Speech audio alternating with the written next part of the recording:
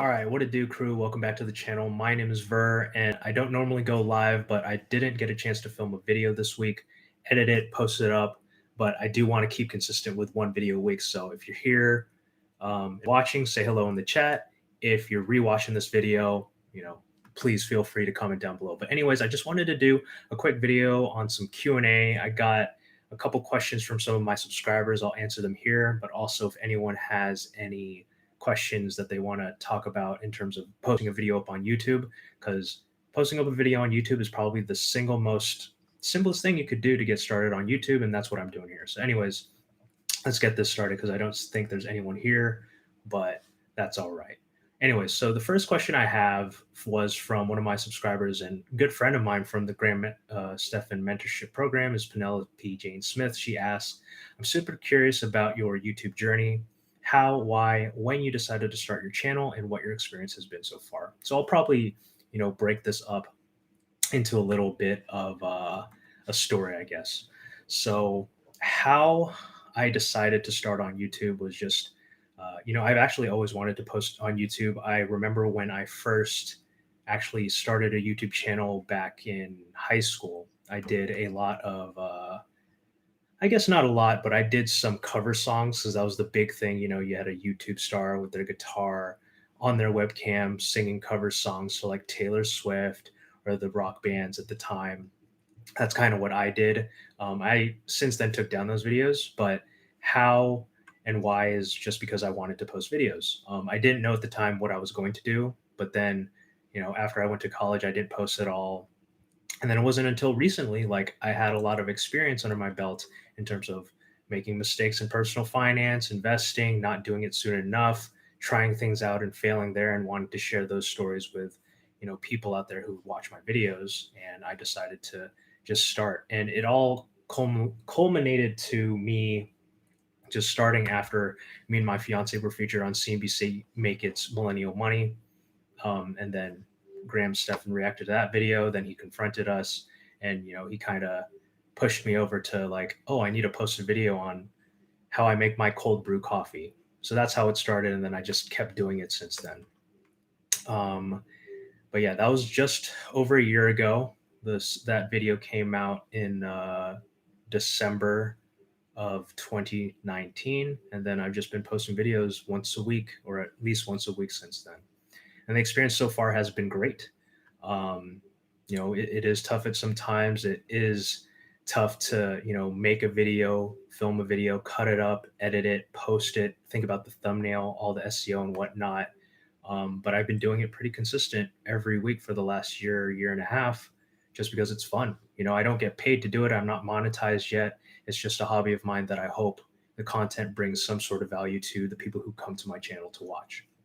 And also, next question that Penelope has was how you got started in investing and how you decided to try the strategies you're using. So, all right. So, how I got started in investing was actually back in college. I think it was 2013 or 2014 when I got an internship at the Home Depot as a software developer. I met, a guy, and I still keep in contact with him now. He's a good friend of mine, or we've been friends for since college, and it's been 7 years. He basically talked about how he got started investing in his teens. He got a custodial account, got some money, where he was like, I'm going to throw it into like Apple, LinkedIn, and a bunch of young companies at the time. And he's made some returns there. And then I was like, shoot, I need to do that. Ended up investing in the Home Depot because I was interning there just for pure trying it out. And then there was, I think a month later, a credit card breach at the Home Depot where I sold my shares for a small profit and then moved it into something else. I don't remember. But that's how I started. And basically, investing since then has been really wishy-washy, uneducated, where I'd get very fearful when my price was going down. I would sell, and then I would lose out on the gains, whereas if I just kept the money there. And then I decided to read more about investing. There was this one book titled Simple Path to Wealth, and that went into like index funds, specifically Vanguard and VT Sachs, and that's been my go-to ever since for the last 5 years, 4 or 5 years. and that's been, pretty consistent. And then, you know, the buy and hold strategy, like just because the market goes down, don't sell. Only invest what you're willing to lose, or invest money that you don't need right now. So it's just that concept of saving more and increasing your income has been what I've done in terms of investing.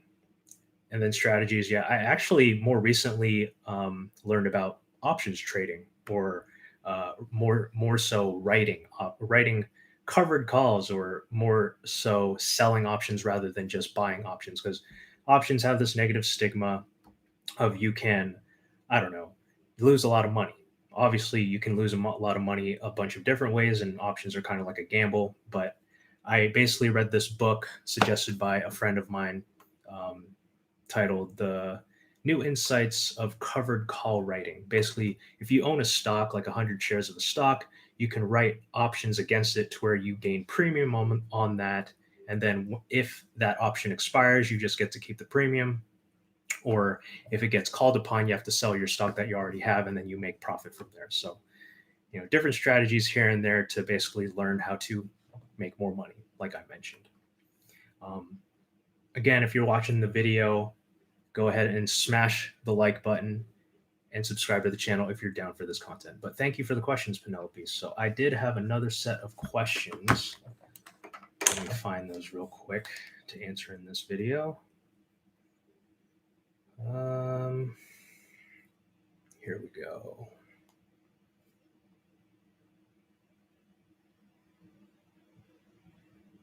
Sorry, I'm looking for the questions. Okay, here we go.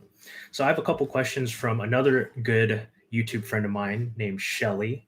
She is, if you're interested in checking out her channel, I'll post it in the link after the live video. Shelly's Millions. She talks about unemployment benefits and all that stuff, just because she unfortunately did lose her job at the beginning of the year, last year, sorry, in 2020.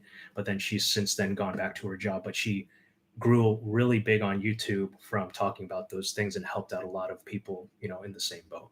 But she had a couple questions like, why my fiance do or do not share a bank account. So, me and my fiance, we share one bank account for the common things like paying for our mortgages and some utilities. So I cover a specific set of utilities. There's one that's shared, I think it's electricity, but we share a bank account to pay for the big things like our mortgages. Um, and then why we don't is because she has her own savings account for her own things. I have my own savings and checking accounts for my own things, also our own investing accounts. Like, we don't have the same investing account other than real estate, because we co-sign loans and whatnot. And then let's see. Next question: why we will or will not file taxes jointly. So me and my fiance did not file taxes jointly this year. We filed as single each, but we did split the mortgage interest on tax write-offs. So when you have a mortgage, since we share a house, we're not married yet, we're not filing jointly, you can split up the mortgage interest that you pay on your mortgage. So that's what we did this year in terms of taxes. But the reason why is because if we were married or filed jointly, there's some limitations in the sense of how much we make, because we do have double income, and we do make over six figures each, which would push us over the threshold to not qualify for certain things like a Roth IRA, for example. That's why we decided not to file jointly, and we haven't gotten married yet, so we won't do that until we are. Why we bought a condo instead of a house in LA? That's a pretty simple question. Condos are a lot cheaper than houses, but also there were houses that we did look into. It's just we had a preference for a newer build. So the condo townhouse that we got was brand new, and it had a lot of amenities, or more specifically, like upgrade potential, where we just went through a design center and all that. But that's why we bought a condo townhouse instead of a house, just because we didn't want to really deal with extensive inspections and then renovations. Okay.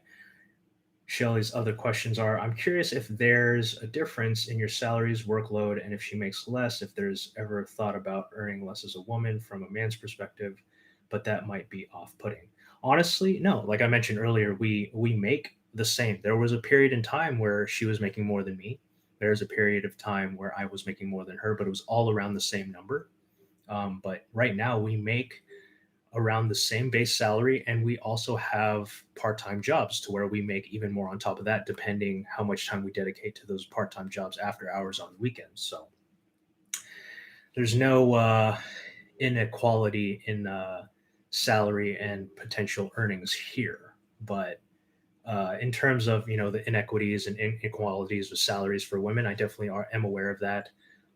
Girls in Tech is a nonprofit organization that my fiance works for, and they are trying to break the barriers that make that happen. And we're trying to basically make it equal and equitable for those marginalized for that. So yeah, that I think that answers that question. But anyways, last question is how we split the bills as a couple. Uh, yeah, how we split the bills as a couple. So um, if you're familiar with the Millennial Mortgage video,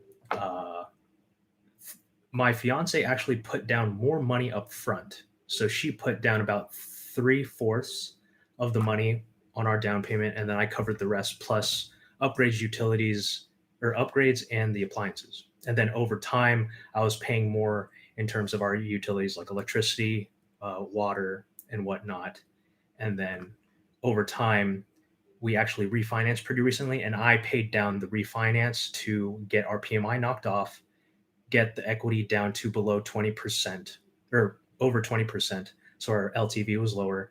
And then we basically split off from there. So now I have as much equity in the house as she did, compared to like she put more money down first and then I put more money down later. And then now we have a lower interest rate and are now splitting down the middle in terms of that.